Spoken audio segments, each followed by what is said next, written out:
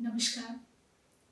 भारतीय जनजातीय संस्कृति के अंतर्गत भारिया जनजाति की संस्कृति पर बात रखने के लिए आप सभी के समक्ष उपस्थित हूँ।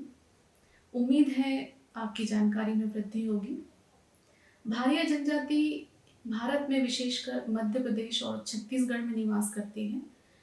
मध्य प्रदेश के जबलपुर, छिंदवाड़ा, सिवनी, नरसिंहपुर, शहडोल, मंडला जिले में और छत्तीसगढ़ के बिलासपुर और सरगुजा जिले में भारिया जनजाति का निवास है। यदि हम भारिया जनजाति के इतिहास की बात करते हैं तो ये माना जाता है कि महोबा और बांधवगढ़ में जो भार वंश के शासक थे उनके वंशज भारिया कहलाते हैं और 1040 से लेकर 1080 ईस्वी तक यह इतिहास माना जाता है प्रामाणिक रूप से। विशेषकर छिंदवाड़ा जिले के पातालकोट में भारिया जनजाति निवास करती है। पातालकोट के बारे में यह विशेष बात है कि यह समुद्र तल से लगभग 1000 से 3000 फीट गहरी खाई की एक संरचना है, लगभग 90 वर्ग मील में फैली हुई, जिसके अंतर्गत नीचे 12 गांव हैं और इन गांवों में भारिया निवास करते हैं, जिन्हें मध्य प्रदेश सरकार के द्वारा विशेष पिछड़ी जनजाति का दर्जा प्रदान किया गया है। मैं जब यहाँ भारिया की बात करूंगी तो पातालकोट के साथ में अन्य क्षेत्र में अर्थात मैदानी क्षेत्र में जो भारिया निवास करते हैं उनकी भी बात करूंगी। यदि हम इनके इतिहास के बारे में देखें तो सर हीरालाल और रसेल के अनुसार जो भारिया जनजाति है ये द्रविड़ियन प्रजाति के अंतर्गत आती है। वहीं जो श्री डायस है वो इन्हें कोलारियन और मुंडा वर्ग के अंतर्गत मानते हैं और भारिया जनजाति जो है वो गोंड जनजाति के नजदीक की जाति मानी जाती है। अब हम यदि इनकी उत्पत्ति की बात करते हैं तो जब मैं स्वयं पातालकोट में भारिया जनजाति के लोगों से मिलने गई तब उन्होंने अपनी जाति की उत्पत्ति के बारे में विभिन्न कथाएं मुझे बताई, जिसके अंतर्गत कुछ कथाएं हैं जो उनकी उत्पत्ति को सिद्ध करती है। पहली कथा है भुरभुरा घास में छुपने के कारण। पौराणिक कथाओं के अनुसार भगवान शंकर जो हैं उन्होंने भस्मासुर का निर्माण किया था और एक बार ऐसा हुआ कि भस्मासुर स्वयं महादेव के पीछे पड़ गया। तब महादेव दौड़ते कूदते पचमढ़ी, चौड़ागढ़ और फिर पातालकोट पहुंचे। वहां भारिया जनजाति के लोगों ने भगवान शिव को छिपाया और जब स्वयं भी भस्मासुर से डर गए तो भुरभुरा घास में जाके छिप गए और भुरभुरा घास में छिपने के कारण ही इस प्रजाति को भारिया जनजाति कहा गया। दूसरी कथा यह है कि वो गोंडों के सगे भाई माने जाते हैं। गोंड जो व्यक्ति था वो बड़ा देव की पूजा करने जा रहा था। इसी बीच ये हुआ कि जो छोटा भाई है उसकी पत्नी रजस्वला हो गई और इस वजह से वो भाई पूजा नहीं कर पाया और पूजा से बाहर हो गया, तो बाहरिया कहलाया और बाहरिया शब्द से ही वो भारिया बना। अगली कथा है महाभारत के युद्ध के दौरान जब कौरव और पांडव का युद्ध चल रहा था, उस समय कौरव की सेना बहुत बड़ी थी और पांडवों की सेना बहुत छोटी। तब अर्जुन ने भर्रू नामक घास को अभिमंत्रित करके कई सैनिक उत्पन्न किए और भर्रू घास से उत्पन्न होने के कारण जो सैनिक थे उन्हीं के वंशज भारिया कहलाए। इसके अतिरिक्त एक कथा है भूमि की पूजा करने के कारण भी इन्हें भारिया कहा जाता है। जब ईश्वर ने प्रकृति को बनाया तो वनस्पति, पेड़, जंगल, नदी, भूमि सब बनाई और सभी ने के साथ में मनुष्य को भी बनाया और अलग अलग मनुष्यों ने प्रकृति के अलग अलग उपादानों की पूजा की। जिन्होंने भूमि की पूजा की वे भारिया कहलाए और ये कहा जाता है कि भार उठाने वाले जो व्यक्ति होते हैं वो भारिया कहलाते हैं। मैं नहीं मानती हूँ कि यह कोई उत्पत्ति की प्रामाणिक कथा है। हो सकता है कि कुछ इस प्रजाति के लोगों ने यह कार्य किया हो, लेकिन भार उठाने के कारण भारिया भी यह कथा भी प्रचलित है। इसके पश्चात हम देखेंगे कि जो भारिया जनजाति है इसकी जीवन शैली किस प्रकार की है।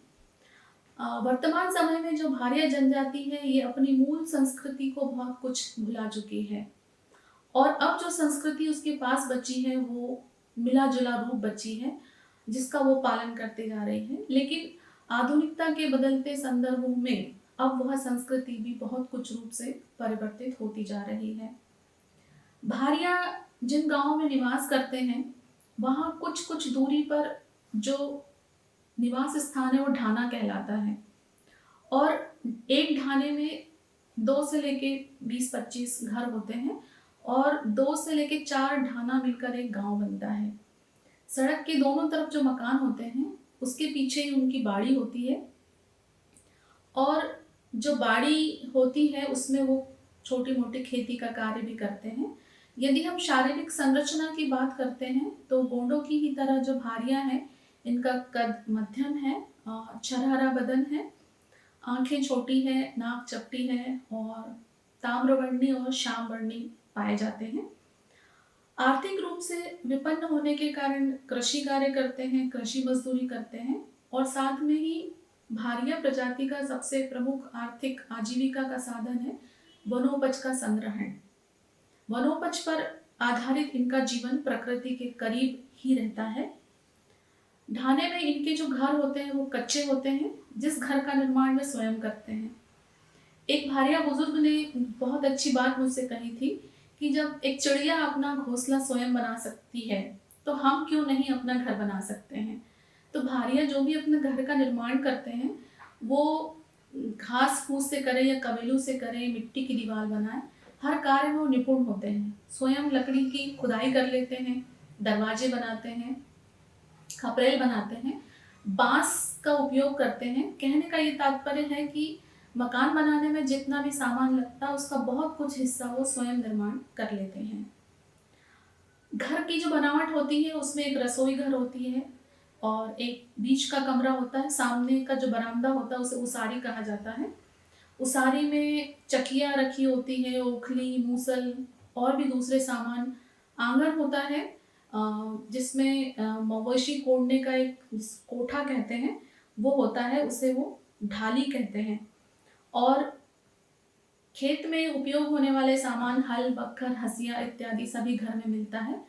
एक विशिष्टता होती है कि प्रत्येक भारिया के आंगन में 4 खंभों का बना हुआ एक मढ़ा होता है, जो महुआ सुखाने के या मक्का सुखाने के या जो भी फसल प्राप्त होती है उसको सुखाने या सुरक्षित रखने का स्थान होता है। और बच्चों को झुलाने के लिए झोली टंगी रहती है। बहुत बड़ा झूला तो घर में नहीं होता है, लेकिन आवश्यकता के अनुसार महिलाएं जो फर्श होता है मिट्टी का उसको गोबर से लीपती हैं। घर में बकरा, बकरी या मुर्गा, मुर्गी भी पाले जाते हैं। तो इस प्रकार से इनका निवास स्थान और जीवन शैली है। वस्त्र और आभूषण की बात करते हैं तो जो भारिया पुरुष है वो धोती और कुर्ता पहनता है। यदि खेत में काम कर रहा है तो कुर्ते की जगह बंडी पहनता है।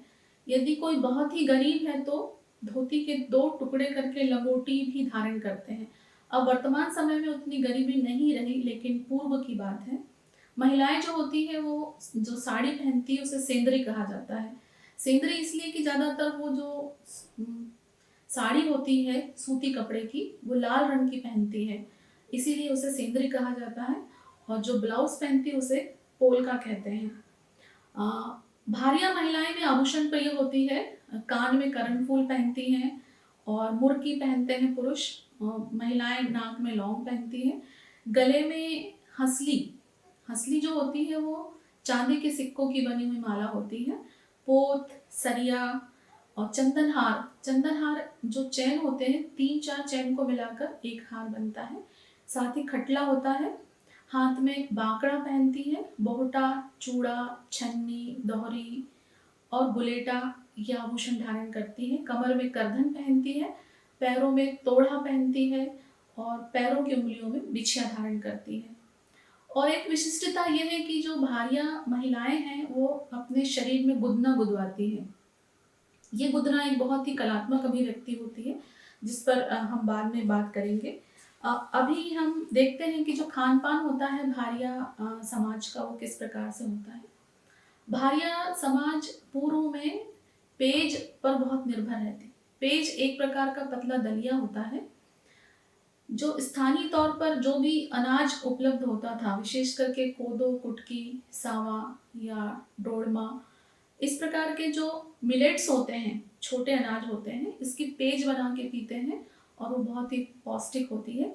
साथ ही मक्का, ज्वार की रोटी बनाते हैं अ, मैं पातालकोट के बारे में विशेषकर बताना चाहूँगी कि यहाँ पर महुआ जो होता है उसका बहुत प्रयोग करते हैं। एक तो महुए की शराब बना के पीते हैं, साथ ही बहुत सारे व्यंजन या खान-पान में महुए का उपयोग करते हैं। जैसे महुए का जो है आटे में मिलाकर मीठा पकवान बनाया जाता है जिसे ठेठरा कहते हैं, और साथ ही गुड़ और चावल मिला के खीर भी बनाई जाती है। और महुआ से जो अन्य व्यंजन बनते हैं, एक होता है महुआ का घोट, मतलब महुए को पका के रखते हैं, बल्हर की दाल उपयोग करते हैं। भारिया परिवार में जो पीछे बाड़ी होती है उसमें सेमी की बेला लगाई जाती है, उसकी जो फलियां होती है उसको इकट्ठा करके उसकी दाल बनाई जाती है। इसके साथ ही मूंग की दाल, और सब्जियों में गिलकी, लौकी, कद्दू, और प्राकृतिक रूप से जो सब्जियां मिलती हैं जैसे ककोड़ा हो गया या कचरिया हो गया या मेनर हो गया, और मुख्य रूप से भाजियों का बहुत उपयोग किया जाता है। साथ ही कंदमूल का भी वो प्रयोग करते हैं, और तेल में जगनी का तेल विशिष्ट रूप से उपयोग किया जाता है। भारिया मांसाहारी भी होते हैं, बकरी, मुर्गी, मछली इत्यादि का सेवन करते हैं। और महुआ की जो शराब है, चाहे विवाह हो चाहे पर्व त्योहार हो, हर कार्यक्रम में महुए की शराब का सेवन करते हैं। जब महुए के पकवान बनाते हैं उसमें एक पकवान है डुमरी, चने की दाल और महुआ मिला के बनाया जाता है। कोआ होता है जो अ, चूल्हे की गर्म राख होती है उसमें महुए को भून के बनाया जाता है। लटा होता है, लटा अर्थात तवे पे महुआ को भूंजते हैं, और उसके साथ में ऐसे अनाज जिनके दाने फूटते हैं जैसे चना हुआ, जिनकी लाही फूटती है, उन्हें मिला के लटा बनता है। रोटी बनती है, और जिनके यहाँ दूध होता है तो कढ़ी वगैरह बनती है। इस प्रकार से खान पान भारिया समाज का है। इसके पश्चात हम देखेंगे कि जो भारिया समाज है वो शिकार किस प्रकार से करती है या कितने हथियार रखती है। तो भारिया प्रजाति जो है वो शांति प्रिय प्रजाति है, और बहुत बड़े हथियारों का कोई प्रयोग नहीं करती है। केवल जो कुल्हाड़ी है या हंसिया है, यही दो उनके हथियार होते हैं। और चूंकि प्रकृति के करीब रहते हैं, वन के बीच में रहते हैं, तो चाहे वनोपज संग्रहण हो या और भी कार्य हो, तो कुल्हाड़ी और हंसिया के अलावा किसी भी हथियार का प्रयोग वो नहीं करते हैं। शिकार करने के लिए ज्यादातर मछली पकड़ने का कार्य करते हैं, जिसमें बंसी होती है, एक बांस होता है, उसमें एक लंबा धागा बांधा जाता है, उससे मछली पकड़ी जाती है। नदी में बांध बांध देते हैं और उसमें मछली इकट्ठी होती है, पकड़ते हैं। फिर कपड़े के द्वारा भी, उल्चा कहते हैं, उल्चा मतलब कपड़े को पानी में डालते हैं और फिर बाहर निकालते हैं तो मछलियां उसमें आ जाती है। और जो ढिमरी जाल होता है उससे भी मछलियों का शिकार करते हैं। अब तो वन्य प्राणियों के शिकार पर प्रतिबंध लग गया है, लेकिन पूर्व में जो शिकार करते थे खरगोश का या छोटे छोटे प्राणियों का, तो वो हांका लगाकर जानवर के पीछे आवाज करते हुए उसे भगाते हैं और एक रास्ते पे ले जाते हैं जहां पूर्व में कुछ लोग बैठे रहते हैं और वो उसे पकड़ लेते हैं। फिर फंदा लगा के करते हैं, जाल लगा के करते हैं, और एक खेदा होता है हांका की तरह, यानी जानवर को पीछे से खेदा जाता है। हम शिकार की जो अ, उदाहरण है बहुत ही कम हो गए हैं, अब कोई शिकार उतना नहीं करता है। खेल के अंतर्गत हम देखेंगे कि भारिया जनजाति के जो बच्चे हैं वो टिप्पू या पिट्टू खेलते हैं, गेंद और अ, कवेलू के टुकड़ों से। अक्को दम्मो होता है, यानी 5 छोटे छोटे पत्थर लेके उसे खेला जाता है। गिल्ली डंडा खेलते हैं, गड़ा गेंद, डाब डबेली। डाब डबेली पेड़ पे चढ़ के और कूदने का एक खेल है। चीटा खेलते हैं, लुका छिपी, कंचे, खो खो, लंगड़ी, गेड़ी। गेड़ी एक लकड़ी होती है जिसपे चल के नृत्य भी किया जाता है और खेल भी होते हैं। साथ ही मेंढक दौड़, कुश्ती, या स्थानीय तौर पे जो भी साधन उपलब्ध होते हैं उससे बच्चे खेल करते हैं। और मनोरंजन के अंतर्गत नृत्य और गीत इत्यादि। देवी देवता या देवलोक की बात की जाए, जनजाति है या मनुष्य जाति के प्रत्येक जाति में ईश्वर को पूजने का और ईश्वर के साथ प्रकृति को पूजने की परंपरा सनातन काल से चली आ रही है। यदि हम ब्रह्मा विष्णु महेश की पूजा हमें करना है तो हमें मंदिर जाना होगा, लेकिन एक जो जनजाति वर्ग का व्यक्ति है, ये किसान है जो खेत में काम कर रहा है, और उसके ऊपर यदि कोई संकट आता है तो वह त्वरित समाधान चाहता है, और त्वरित समाधान के अंतर्गत ही उसके आसपास जो पेड़ है उसे देवता मान लेता है। जो पत्थर है उसे देवता मान लेता है, जो मिट्टी है, जो नदी है, अर्थात प्राकृतिक उपादानों को ही लोक देवता मानकर भारिया जनजाति पूजती है। इनके जो देव हैं वो सर्व समावेशी प्रकृति के देव हैं। इसमें घर के देवता हैं, कुल देवता हैं, गांव के देवता हैं और मुख्य रूप से जागतिक प्रकृति देवता हैं। प्रकृति को धन्यवाद स्वरूप उसकी पूजा करते हैं और पूजा है भूमिका के द्वारा की जाती है। पूजा करने के पहले स्नान किया जाता है, वातावरण को स्वच्छ किया जाता है, गोबर से लीप कर और फिर पूजा की जाती है। भारिया जनजाति का जो बड़ा देव है वो साजा के वृक्ष में माना गया है। चूंकि भारिया गोंडों के ही भाई माने जाते हैं तो गोंड साजा के वृक्ष और डालियों की पूजा करते हैं और भारिया जो है वो साजा की जड़ों की पूजा करते हैं। बड़ा देव की पूजा की जाती है। अपने जो पूर्वज हैं उन्हीं को देवता तुल्य माना जाता है। बड़ा देव के साथ ही मुठुआ देव सर्व मंगलकारी देव माना जाता है। इनका चबूतरा गांव में बनाया जाता है, मिट्टी का, पूजा की जाती है। भीमसेन देव जो पानी के देवता माने जाते हैं और इन्हें 10 वर्ष के अंतराल में बोधा की बलि दी जाती है और अच्छी वर्षा के लिए इनकी पूजा की जाती है। मेढ़ो देव जो खेत की सीमा के रक्षक माने जाते हैं। खेड़ापति जो खेड़ा अर्थात गांव की रक्षा करते हैं। हरदुल लाला जो जादू टोना से भारियाओं की रक्षा करते हैं। पनघट देव चूंकि भारिया जो है पानी के लिए ज्यादातर प्राकृतिक संसाधनों पर निर्भर रहते हैं, झिरिया वगैरह पे, तो पीने का पानी प्रदूषित न हो इसलिए वो पनघट देव की पूजा करते हैं। भैंसासुर देव फसलों की रक्षा करने के लिए इनकी पूजा की जाती है।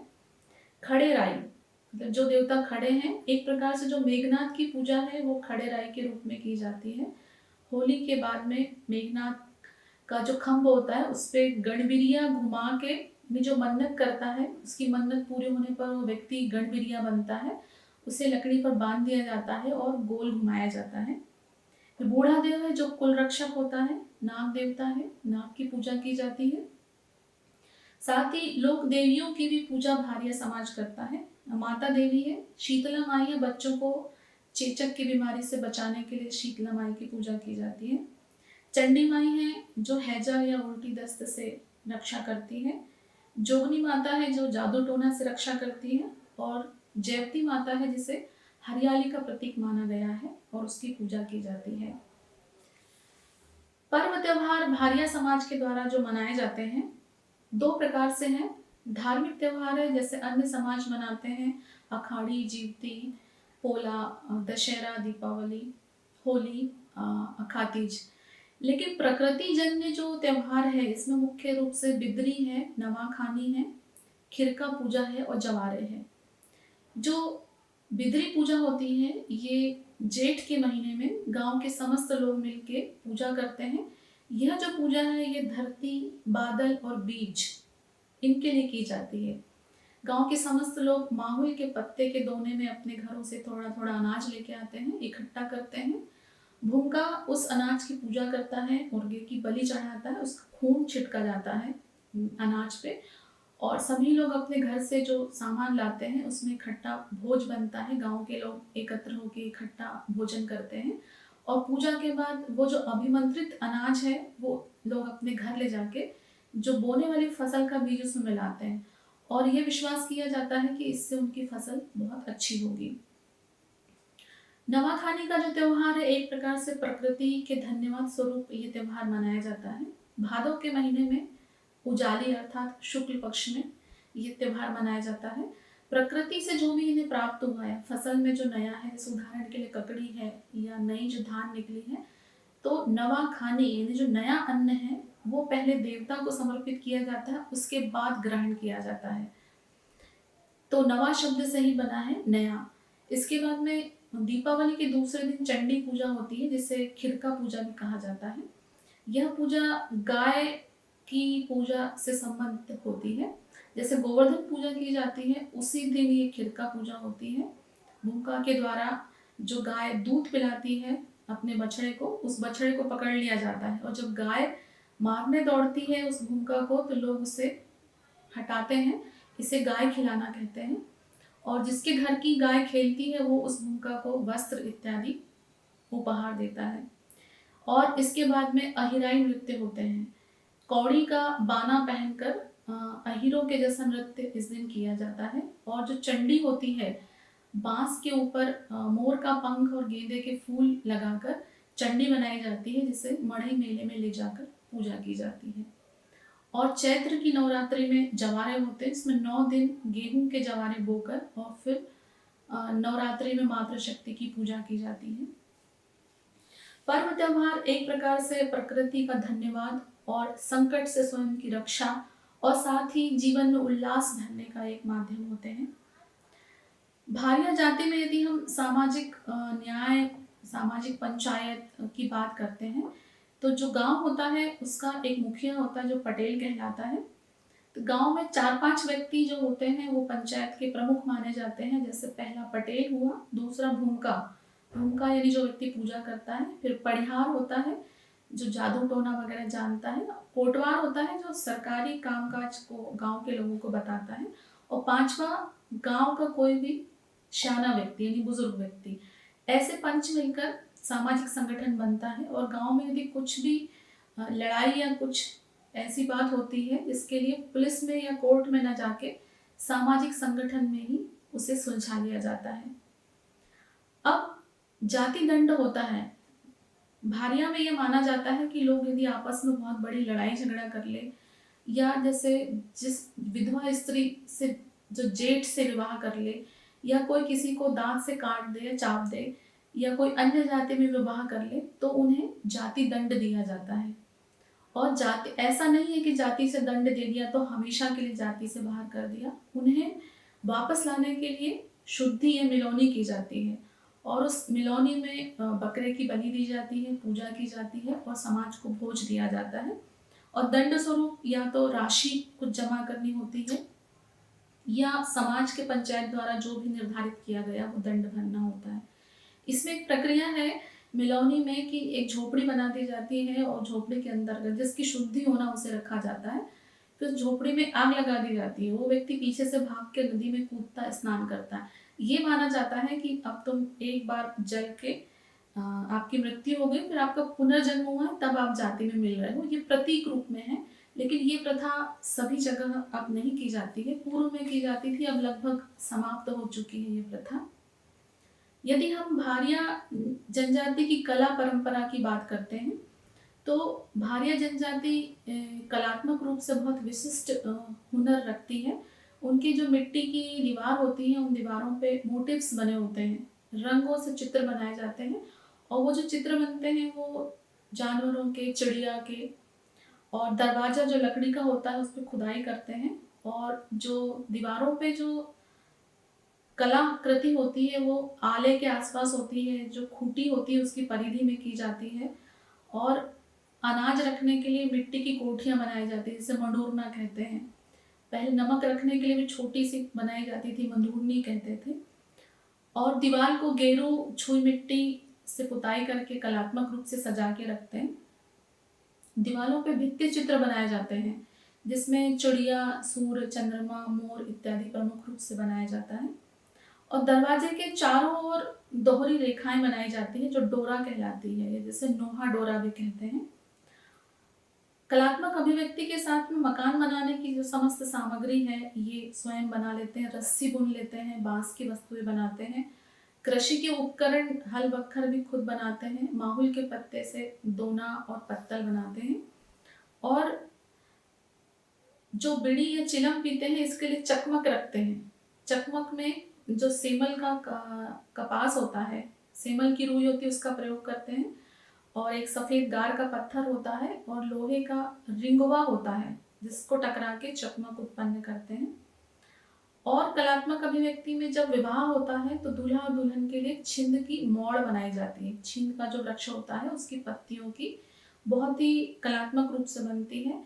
और विवाह मंडप के बीच में जो खम्भ होता है उसे मगरोहन कहा जाता है, वह भी साले की लकड़ी पर चित्रकारी करके और खुदाई करके सुंदर बनाया जाता है। साथ ही देव बहारी बनाते हैं। और कलात्मक अभिव्यक्ति में जो गुदना है, महिलाएं जो शरीर में गुदना गुदवाती है, उसमें जो भौहों के मध्य जो गुदना गुदवाती है उसे चूल्हा कहती हैं। हाथ में जो गुदवाती है उसे दौड़ी, सांकरी, टिपका, कांटा, इमली के पत्ते और विशेषकर बिच्छू बनाती है। जब मैंने उनसे पूछा कि ये बिच्छू क्यों बनाया जाता है, तो किसी ने उत्तर नहीं दिया। फिर एक ने कहा कि इसको बनाने से यदि बिच्छू हमें काटता है तो उसका जहर नहीं चढ़ता है। हो सकता है कि ये सत्य बात हो। और जो पैर है, पैर के जो गोड़ होते हैं, गोड़ मतलब पिंडली में मोर की जोड़ी बनाई जाती है। और धंधा, धंधा का अर्थ है कि 6 बिंदु होते हैं, उन्हें एक रेखाओं से जोड़ा जाता है, वो भी गुदना में गोदा जाता है। इसके अलावा नृत्य जो है वो सैतम, भड़म और अहिराई और शैला नृत्य करते हैं। सैतम नृत्य जो है वो महिलाओं के द्वारा किया जाता है और भड़म नृत्य जो है वो पुरुषों के द्वारा किया जाता है। इसमें बड़े बड़े ढोल होते हैं और टिमकी लेकर जो पुरुष हैं वो पैर और कमर के ताल मिलाकर नृत्य करते हैं। और शैला नृत्य जैसे कि गोंड या दूसरे जनजाति में किया जाता है वैसे ही करते हैं। और अहिराई नृत्य जैसे मैंने बताया था कि कौड़ी के बाना पहन के दीपावली के बाद में करते हैं। वाद्य यंत्रों के अंतर्गत ढोल होता है जो बहुत बड़ा होता है और इसका जो चमड़ा होता है वो गाय या बैल का उपयोग किया जाता है। टिमकी होती तसले के आकार की जिसपे बकरे का चमड़ा चढ़ाया जाता है। ढोलक का इस्तेमाल करते हैं और झांझ होती है, थाली के आकार की बड़ी बड़ी झांझ होती है धातु की, और मंजीरे होते हैं छोटे। बांसुरी का प्रयोग करते हैं। और ढेंकी और होता है चटकुला।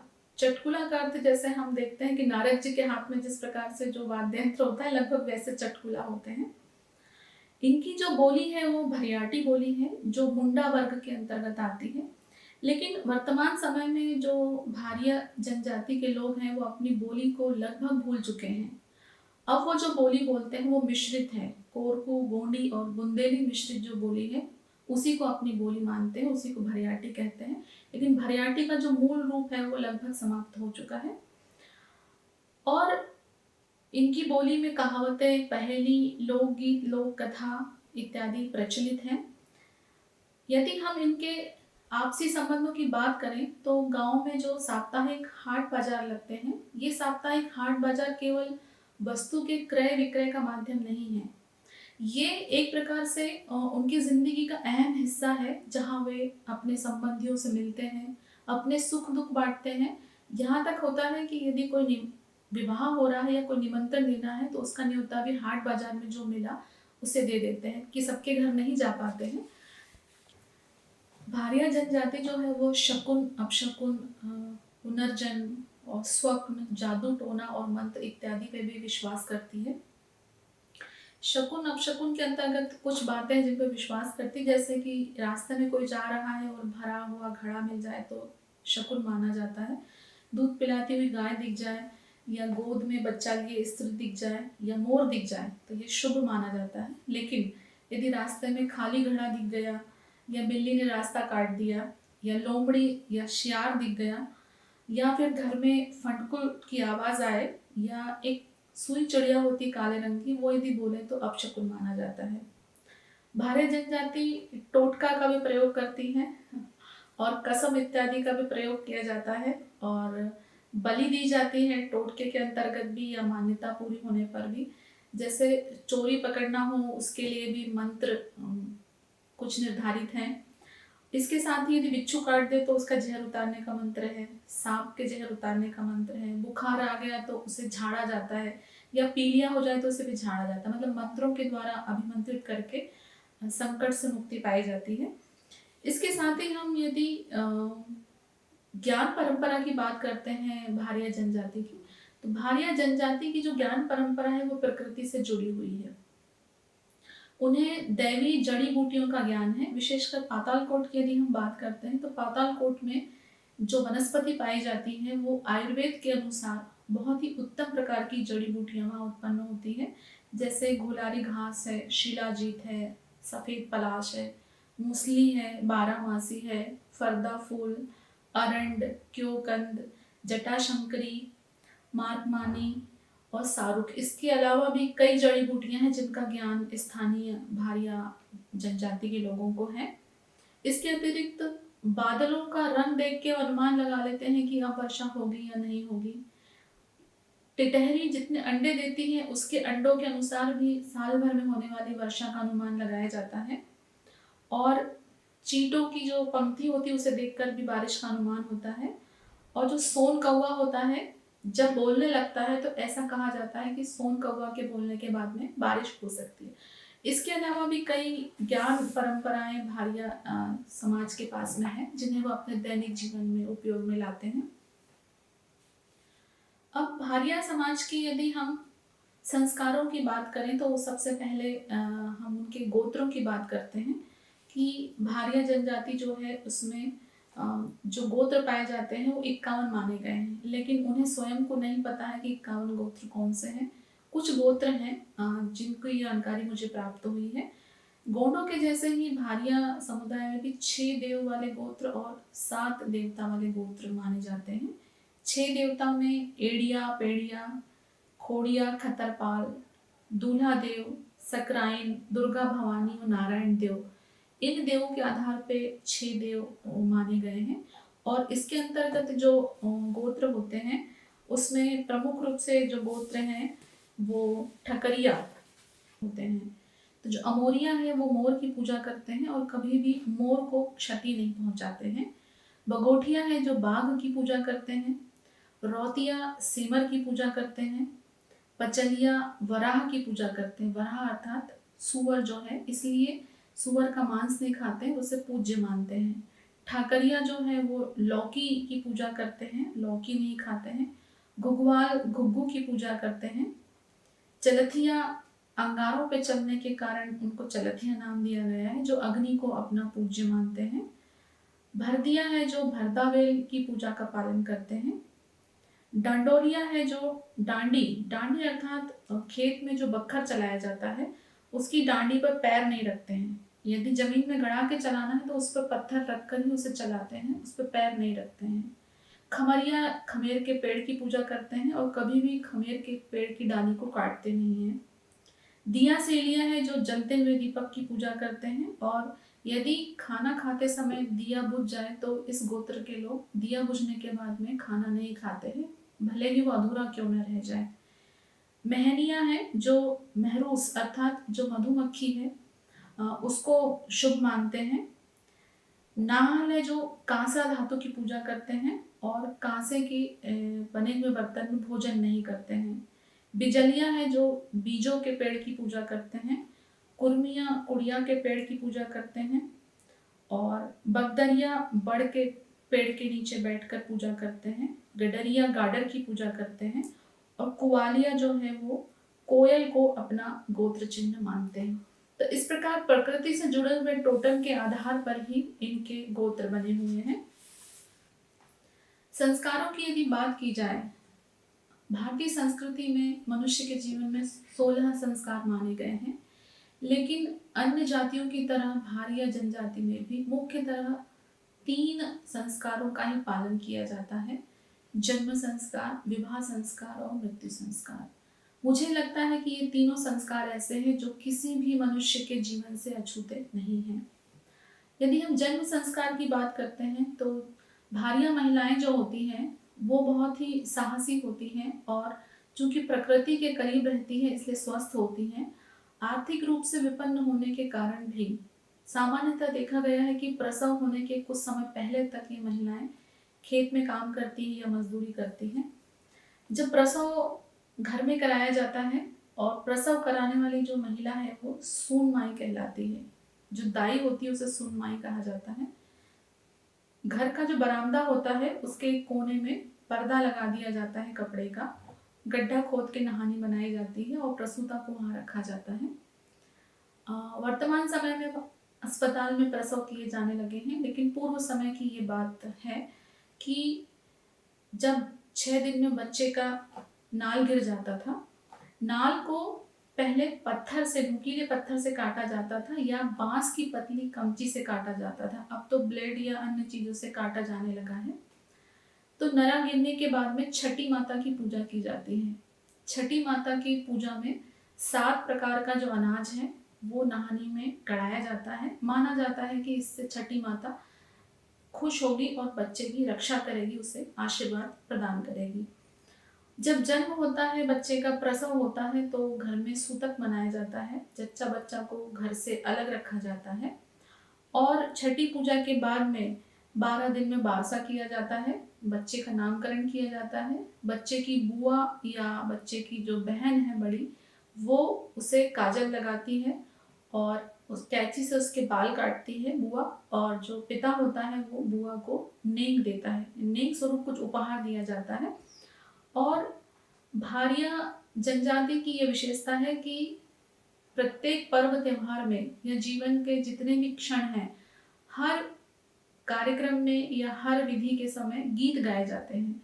तो जब बच्चे का जन्म होता है तब भी सोहर गाए जाते हैं, और सोहर गाने वाली जो महिलाएं होती हैं वो बच्चे को उपहार देती हैं, और 1 महीने के बाद में जो महिला होती है वो घर में सभी कार्य करने लगती है। जन्म संस्कार के बाद में बच्चा बड़ा होता है और उसके बाद में जो विवाह संस्कार है ये बहुत ही महत्वपूर्ण होता है। वर्तमान समय में हम देखते हैं कि जो बेटी का पिता होता है वो बेटी के विवाह के लिए बहुत ही चिंतित रहता है कि उसे दहेज देना होगा। लेकिन अन्य जनजातियों की तरह भारिया जनजाति में भी बेटी के पिता को बिल्कुल भी परेशान होने की जरूरत नहीं होती है, क्योंकि जो वर का पिता होता है उसे विवाह के समय वधू के पिता को वधू मूल्य चुकाना होता है, अर्थात कुछ राशि और कुछ अनाज देना होता है। तो वधू मूल्य के अंतर्गत जो दिया जाता है उसे भारिया जनजाति में खर्ची कहा जाता है। तो विवाह तय करने के लिए वर के पिता को ही पहल करनी होती है। वही वधू के घर जाते हैं और अपने संबंधियों के साथ में बातचीत करते हैं, और देखा जाता है कि प्रथम बार जब मेहमान आए हैं और मान लीजिए कि लड़की की माँ ने लोटा भर पानी दे दिया, इसका ये शुभ संकेत है कि विवाह तय हो सकता है। और यदि घर से पानी नहीं मिला तो ये माना जाता है कि यहाँ पे संबंध नहीं हो सकता है, तो वो वहां से वापस चले जाते हैं। विवाह तय होता है और उसके बाद में सगाई या मंगनी के जैसे जो रस्म होती है, उसमें जब जाए वर पक्ष से जो व्यक्ति जाता है तो अपने साथ में रोटी बांध के ले जाता है, साथ में शराब ले जाता है। भारिया जनजाति के प्रत्येक काज में शराब का सेवन और प्रयोग होता है, जिसे वो सामान्य मानते हैं। महुआ का जो है उसका प्रयोग किया जाता है शराब बनाने के लिए। तो जब व्यक्ति वधू के गांव में जाता है तो जाने के समय वो सबसे पहले जो गांव का मुखिया या पटेल है उसका मान सम्मान करता है। जब बारात आती तब भी पटेल के लिए एक गमछा और नारियल ले जाया जाता है। बारात आती है, जनवासा होता है। इसके पहले जब विवाह करना होता है तो जो पूर्वज है उन्हें आह्वान किया जाता है कि वे आए और उन्हें आशीर्वाद प्रदान करें, उनके काम निर्विघ्न हो। इसके लिए गीत गाए जाते हैं, उन्हें न्योता दिया जाता है। शादी के पहले मंडप होता है, तो मंडप आम या जामुन के पत्ते उसमें छाए जाते हैं, और बीच में साले की लकड़ी का मगरोहन बनाया जाता है, जो कि सवासा के द्वारा, सवासा जो होता है या तो दूल्हा या दुल्हन के जीजा होते हैं या फूफा होते हैं, तो सवासा के द्वारा मगरोहन लाके बनाया जाता है। हल्दी चढ़ती है, तेल लगता है, पूर्वजों के पूजा होती है, और साथ में कई नेक मोरे होते हैं, और दूल्हा दुल्हन को छिंद की मौड़ पहनाई जाती है। अब तो दूल्हा दुल्हन सूट बूट पहनने लगे हैं, घाघरा चुन्नी पहनने लगे हैं, लेकिन पहले भारिया समाज में दूल्हा दुल्हन को सजाने के लिए जो छिंद की पत्तियों से बनाया जाता था उसे मौड़ कहते थे या मोर भी कहते हैं, और उनके जो वस्त्र होते थे उसे बागो कहा जाता था, जिसमें धोती होती थी, और वधू के लिए साड़ी ले जाते हैं और कुछ गहने ले जाते हैं। गहने चांदी के भी होते हैं या गिलट के होते हैं। अपनी आर्थिक स्थिति के अनुसार वधू को जो जेवर या कपड़े चढ़ाए जाते हैं। इसके बाद में जो भावर का कार्यक्रम होता है, यदि वधू के घर बारात गई है तो 3 फेरे वधू के घर होते हैं और बाकी के फेरे वर के घर होते हैं, और यदि वधू की बारात आई तो पूरे 7 फेरे एक साथ कर दिए जाते हैं। बारात का स्वागत सत्कार किया जाता है। इस बीच में जाति के अनुसार जितने भी नियम है उनका पालन किया जाता है। गीत गाए जाते हैं, चाहे समधी के आने पे जीवनार के गीत हो, हल्दी के गीत हो, तेल के गीत हो, और समधी को दी जाने वाली गारी हो या साधन समधी के स्वागत सत्कार में गाए जाने वाले गीत हो, गीतों का जो उल्लास है पूरे विवाह में बना रहता है। बारात वापस जाने के बाद में दूल्हे के गांव में कुछ अन्य क्रियाएं होती हैं, जिन्हें जैसे काकन तोरण होता है या और कार्यक्रम होते हैं, जिसके अंतर्गत पाई जो होती है, सुरिया होती है, अर्थात अनाज को मापने का जो यंत्र होता है, उसके भर में कुटकी या कोदो रखी जाती है और दूल्हा दुल्हन से कहा जाता है कि अपनी ओर खींचे, जिसकी ओर ज्यादा अनाज गिरता है वो उसकी जीत मानी जाती है। उसके अंदर अंगूठी रख के उसे ढूंढने की रस्म होती है और तोरण छोड़ने के बाद में 3 दिन बाद फिर जो मंडप होता है उसे निकाल दिया जाता है और जो मंडप निकलते समय जो आम या जामुन की पत्तियां लगी हैं उसका जो कचरा गिरता है तो दुल्हन उसे झाड़ती है। तो जो छोटे छोटे बच्चे होते हैं वो जो अपनी नई भाभी आई है उससे मजाक करते हैं और बार बार कचरा ला के डालते हैं, दुल्हन बार बार झाड़ती है और इस प्रकार से हंसी मजाक के बीच में वो क्रिया संपन्न होती है। इस बीच में जब वधू ससुराल में जाती है, नई नई होती है, किसी को पहचानती नहीं है, तो परिवार के सदस्यों की पहचान बनाने के लिए भी एक संस्कार होता है। संस्कार तो नहीं कहेंगे उसे, एक क्रिया होती है जिसमें एक महिला दूल्हे का स्वांग करती है, अर्थात नकली दूल्हा बनती है। वो दुल्हन को पीछे पीछे उसके साथ चलाती है, फिर बताती है कि ये तुम्हारे ससुर है, सास है, जेठ है, देवर है। इस प्रकार परिवार के सभी सदस्यों से वधू का परिचय कराया जाता है। यदि हम विवाह के प्रकारों की बात करते हैं तो जो भारिया समाज है इसमें जो विवाह अलग अलग प्रकार के होते हैं। अभी तक हमने जो देखा वो सामान्य विवाह है। इसके अलावा जो विवाह होता है वो लमसेना विवाह भी होता है।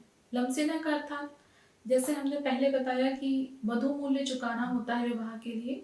तो जो परिवार बहुत ही गरीब है, आर्थिक रूप से विपन्न है, जो वधू मूल्य नहीं चुका पाते हैं, उनका बेटा वधू के घर रहकर, विवाह से पहले रहकर काम करता है और उनकी सेवा करता है। और यदि वधू के पिता को लगता है कि ये लड़का मेरी बेटी को अच्छे से रखेगा तो फिर वो उसका विवाह करवा देते हैं। जैसे घर जवाई होता है उसे लमसेना कहा जाता है। ये बात अलग है कि बाद में वो अपनी पत्नी को लेके अलग रहने लगता है, जरूरी नहीं है कि वो सास ससुर के साथ में रहे। इसके अलावा होता है एक बरजबरी। बरजबरी का मतलब है कि जबरदस्ती यदि विवाह किया जाए, किसी लड़की का अपहरण कर लिया जाता है, तो पहले तो परिवार में वैमनस्य होता है, लेकिन सामाजिक हस्तक्षेप के बाद में फिर सबको मना के शादी कर दी जाती है। यदि कोई महिला विधवा हो जाती है तो उसका देवर के साथ विवाह किया जाता है, जिसे देवर भाभी विवाह कहते हैं। लेकिन यहाँ स्पष्ट कर देना चाहती हूँ कि वो महिला जेठ से विवाह नहीं कर सकती, उसका विवाह देवर से ही होता है। जीजा और साली का भी विवाह हो जाता है यदि महिला विधवा हो गई। एक विवाह होता है आटा साटा, अर्थात दो परिवारों में यदि वर और वधू दोनों हैं तो एक परिवार की बेटी लेते हैं और दूसरे परिवार में बेटी देते हैं। फिर होता है घर बैठाना। तो घर बैठाने में विवाह की पूरी प्रक्रिया न करा के छोटा सा कार्यक्रम करते हैं और वधू को चूड़ी पहना देते हैं हाथ में, तो उसे चूड़ी पहनाना या घर बैठाना भी कहा जाता है। यदि राजी बाजी विवाह होता है जिसमें मतलब दूल्हा दुल्हन जो है, लड़का लड़की यदि प्रेम विवाह करते हैं तो जो लड़की है वो लड़के के घर में घुस जाती है। घुस जाने का मतलब उसके घर में जबरदस्ती चली जाती है और लड़के के ऊपर हल्दी छींट देती है, तो ये माना जाता है कि वो उसका पति हो गया। तो इसमें भी यदि परिवारों में वैमनस्य होता है तो आपसी समझौते के द्वारा फिर विवाह को संपन्न कराया जाता है। तो विवाह की जो प्रक्रिया है, इसके बाद में जिस संस्कार की हम बात करेंगे वो होता है अंतिम संस्कार। मनुष्य जीवन का अंतिम सत्य जो है मृत्यु है और प्रत्येक समुदाय में जो अंतिम संस्कार है उसके अपने नियम हैं और कहा जाता है कि जो मनुष्य का शरीर मिला है उसे यदि मिट्टी प्रदान करना है या उसे विदा करना है तो उसे सम्मान के साथ किया जाए। तो जो भारिया जनजाति है इसमें जो अंतिम संस्कार होता है, मृत्यु होने पर यह होता है कि जैसे ही पता चला कि मृत्यु हो गई है, घर से रोने की आवाजें आने लगती तो आसपास के लोग अपने आप इकट्ठे हो जाते हैं। शव को जमीन पे लिटा के रखा जाता है, फिर बांस के लकड़ियों की कटरी बनाई जाती है, उसे बक्कल से बांधा जाता है। बक्कल अर्थात जो बेला है उसके जो रेशे हैं रस्सी नुमा, उसे बक्कल कहा जाता है। घास फूस बिछा के उस पे, और विशिष्टता ये है कि भारिया समाज में शव को दफनाया जाता है, अग्नि संस्कार नहीं किया जाता है। लेकिन मैदानी क्षेत्रों में वर्तमान समय में कहीं कहीं अग्नि संस्कार भी किया जाने लगा है। शव को दफनाने की जो प्रक्रिया है, उसमें यदि परिवार के जो व्यक्ति होते हैं वो सगे संबंधियों के साथ मिलकर शव यात्रा में जाते हैं, शव को ले जाते हैं और दफनाने के पहले उस जमीन को खरीदने का एक प्रतीकात्मक कार्य किया जाता है। यानी ऐसा नहीं है कि पैसा देना उस जमीन का, लेकिन प्रकृति से प्रार्थना की जाती है और उसको कहा जाता है कि जमीन खरीदी गई है। उस जमीन में फिर 5-6 फीट गहरा गड्ढा खोदा जाता है लंबाई चौड़ाई में, और सबसे नीचे अनाज बिछाया जाता है। अनाज बिछाने के बाद में शव को रखा जाता है। शव के ऊपर जो पलाश होता है, उसका जो पत्ता होता है, उसके मुंह पे रख दिया जाता है। तो जहाँ आंखें और मुंह होता है वहाँ पत्ते में छेद कर दिया जाता है। फिर मुंह में थोड़ा अनाज डाला जाता है, पैसे डालते हैं, और उस व्यक्ति की जो मनपसंद चीजें हैं वो उसके सिरहाने से रखी जाती है, तम्बाकू, चीलम या और भी अन्य चीजें। और सबसे पहले घर के व्यक्ति एक एक मुट्ठी मिट्टी डालते हैं, उसके बाद में संबंधी और उसके बाद में गांव के लोग। इस प्रकार से पूरी मिट्टी डालने के बाद में उसे सब्बल से टीपा जाता है। फिर बड़े बड़े पत्थर रखे जाते हैं, कांटे रख दिए जाते हैं। इसके बाद में जो घर के लोग हैं वो नदी में स्नान करने जाते हैं, और नदी से निकल के आते हैं तो रास्ते में एक पत्थर रखते हैं और बबूल का कांटा रखते हैं, और प्रत्येक व्यक्ति उस पत्थर पे पैर रख के और उस कांटे को उलांग के फिर आता है। माना यह जाता है कि जो मृतक की आत्मा है वो कांटे तक आएगी, इससे आगे नहीं आएगी और किसी को परेशान नहीं करेगी। घर में महिलाएं जो होती हैं साफ सफाई करती हैं, और जो पुरुष आते हैं उनके लिए आंगन में तेल, हल्दी और पानी रखा जाता है। प्रत्येक व्यक्ति उस तेल, हल्दी को और पानी को अपने हाथ में लगाते हैं, और जो आखिरी व्यक्ति होता है वो उस बर्तन को औंधा करके रख देता है। और इसके बाद में सारे व्यक्ति जो होते हैं वो शराब को हाथ में लेकर रगड़ते हैं। यहाँ ये स्पष्ट कर देना चाहती हूँ कि इस समय शराब पीते नहीं हैं, हाथ में शराब लेके उसे रगड़ते हैं। अभी हम देख रहे हैं कि कोरोना के समय जो हम सैनिटाइजर का उपयोग कर रहे हैं, तो वो शराब को एक प्रकार से सैनिटाइज के रूप में उपयोग। तो जितनी भी परंपराएं हैं वो किसी न किसी वैज्ञानिक तथ्य को लिए हुए रहती है, और इस बात को हमें समझना चाहिए। जनजाति की जो परंपराएं हैं या उसका जो प्रकृति के करीब रहने का जो भाव है, ये सब हमें उनसे सीखना चाहिए, उससे प्रेरणा लेना चाहिए। इसके बाद में तीसरा होता है 3 दिनों तक घर में चूल्हा नहीं जलता है, गांव परिवार के लोग ही उन्हें खाना ला के देते हैं। और तीसरे में सगे संबंधी आटा सीधा लाते हैं, अर्थात कच्चा अनाज लाते हैं, और वहीं पे सब भोजन बनता है, और फिर उसके बाद में सब एक साथ भोजन करते हैं। अंतिम संस्कार में जो व्यक्ति होता है उसकी दिवाई का जो कार्यक्रम होता है वो बड़ा कार्यक्रम माना जाता है। दिवाई का मतलब जिस व्यक्ति की मृत्यु हो गई है अब वो व्यक्ति देवता बन गया है, कुल देवता में सम्मिलित हो गया। तो ये जो कुल देवता में सम्मिलित करने का दिवाई का कार्यक्रम है, ये बहुत बड़े स्तर पे किया जाता है। यदि व्यक्ति की आर्थिक स्थिति ठीक नहीं है तो वो व्यक्ति जब उससे बनता है 2 साल, 5 साल, 10 साल, उसके बाद में करता है, सभी को न्योता दिया जाता है। और यह जो कार्यक्रम होता है ये 3 दिनों का होता है। पहले दिन चीमा रखना कहलाता है, दूसरे दिन खम्ब होता है, और तीसरे दिन चौतरा होता है। चीमा रखने का मतलब ये होता है कि जो मुर्गी का बच्चा होता है उसे बलि के लिए चढ़ाया जाता है, ढाक के रख दिया जाता है पहले दिन की पूजा में। उसके बाद में दूसरे दिन खम्ब होता है। ये माना जाता है कि जिस प्रकार से विवाह बहुत महत्वपूर्ण होता है व्यक्ति के जीवन में, तो जब व्यक्ति की मृत्यु हो गई है, वो देवता बन गया है, तो उसका बड़ा विवाह हो रहा है। और जैसे विवाह में मंडप बनाया जाता है, उसी के प्रतीक स्वरूप छोटा सा मंडप बनाया जाता है जहाँ चौतरा बनाते हैं। और जैसा मगरहुन होता है शादी के समय, वैसे ही उसका छोटा प्रतीक एक खम्ब के रूप में लाया जाता है और उसे गाड़ा जाता है, उसे खम्ब कहते हैं। वहां पर मुर्गे की या बकरे की बलि दी जाती है, और उसका जो खून होता है वो छिंगली यानी सबसे छोटी जो उंगली होती है उससे छिटका जाता है। और जब चौतरा बनाया जाता है, पहले मिट्टी के चबूतरे में नुकीले पत्थर प्रतीक स्वरूप में मूर्ति के रूप में रखे जाते थे। वर्तमान में लोग प्लास्टर ऑफ पेरिस की मूर्तियां बनाने लगे हैं। वहां जो मंडप बनता है उसे धागे से सूता जाता है, और उस चौतरे पे चूल्हा बनाया जाता है छोटा, प्रतीक रूप में दाने की कोठियाँ बनाई जाती हैं अनाज की, और भी सामान। ये माना जाता है कि जो मृतक है उसे कभी भी भूखा ना रहना पड़े, उसे हमेशा पोषण प्राप्त होता रहे। और ये जो काम है, ये घर में जो दामाद होते हैं वो इस मूर्ति को स्थापित करने का कार्य करते हैं। और मृत्यु के समय भी शोक गीत गाए जाते हैं। जैसा मैंने पहले स्पष्ट किया था कि प्रत्येक जीवन के पक्ष में या त्योहार में या हर कार्य में गीत गाने की परंपरा है। तो वहाँ पे शोक गीत गाए जाते हैं कि भाई अब आप तो स्वर्ग चले गए हैं या गंगा स्नान पे चले गए हैं, हमें छोड़ के चले गए। इतने शोक गीत ऐसे गाए जाते हैं कि सुनकर सभी की आंखों में आंसू आ जाते हैं। लेकिन इसके साथ में एक और चीज देखी गई है कि रात में फिर वहाँ पे नृत्य होते हैं, गान होते हैं, और जो मृतक देवता बन गया है उसके देवता बनने की खुशी मनाई जाती है। ये जो दिवाली की कार्यक्रम होता है, चूंकि मृत्यु के बहुत समय पश्चात होता है, तो वो दुख कम हो जाता है या उस व्यक्ति को देवता बन गया है इसकी खुशी में नृत्य होते हैं, गीत होते हैं। और दूसरे दिन फिर सुख मांदी होती है। सुख मांदी अर्थात सब लोग बैठकर आपस में बातचीत करते हैं, और ये माना जाता है कि अब जो दुख हुआ है उससे उबर कर अब जीवन में आगे बढ़ना है।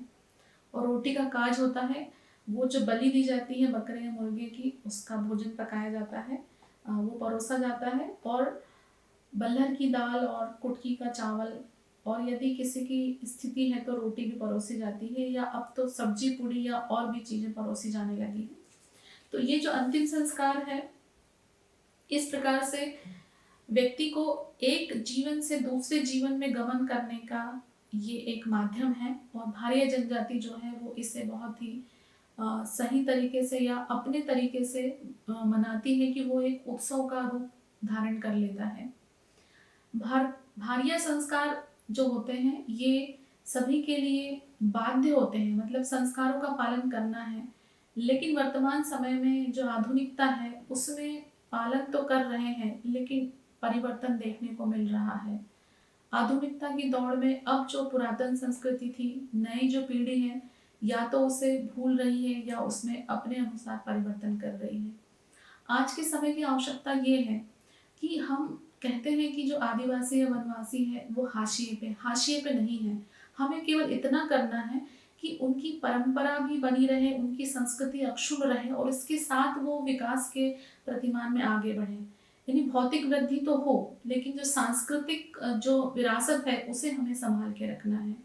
उम्मीद है मेरी बात आप लोगों के लिए लाभदायक सिद्ध होगी। बहुत बहुत धन्यवाद।